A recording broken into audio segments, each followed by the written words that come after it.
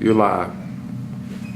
Good afternoon, Mayor Sharpe. My pleasure, of course. Mayor, we have some wonderful things we want to talk about today. I want to ask you a couple of questions about your new book, Political Prisoner, and I'm wondering if you can tell me why or how that name, Political Prisoner, is chosen as your title.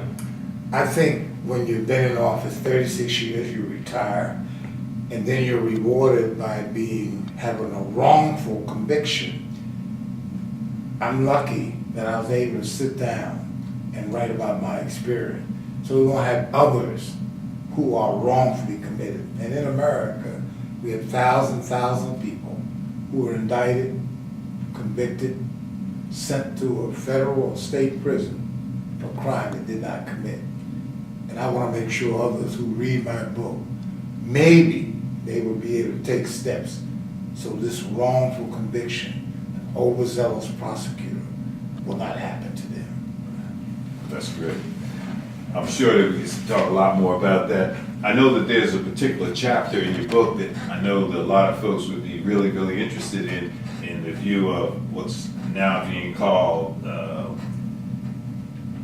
gate.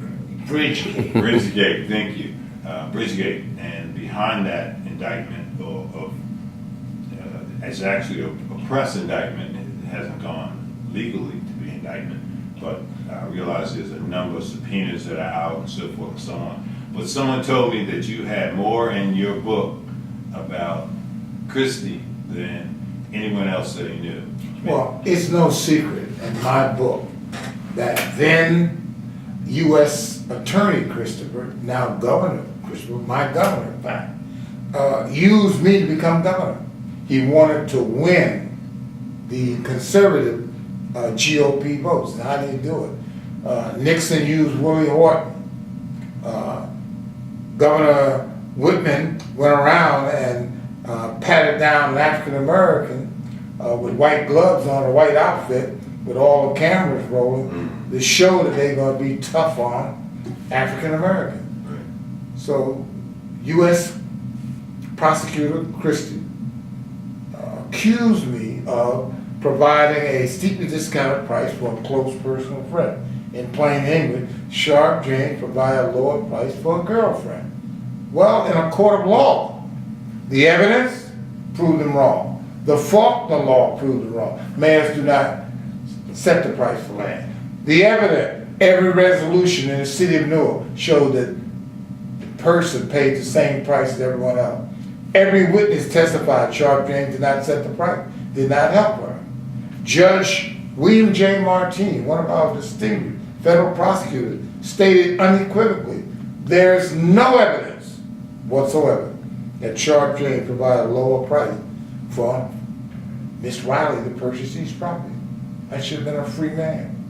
But I was used for an overly zealous prosecutor who wanted to be governor, and by bringing Sharpe James down was the bragging point, which he stated in Atlantic City at a municipality meeting. I brought Sharpe James down. Sharpe James gonna go to jail for 15, 20 years. I hope Sharpe James, or he might likely die in prison. Not something that a respectable and objective U.S. prosecutor would say, but one who wanted to make me a trophy on his wall so it could become governor, and it did work.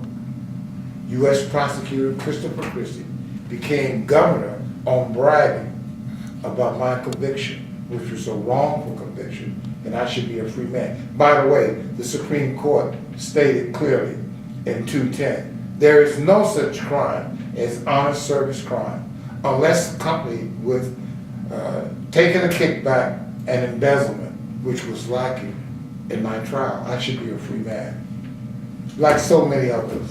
Well, it's interesting that there's a scripture that makes reference to, it says that whatsoever a man soweth, that shall reap.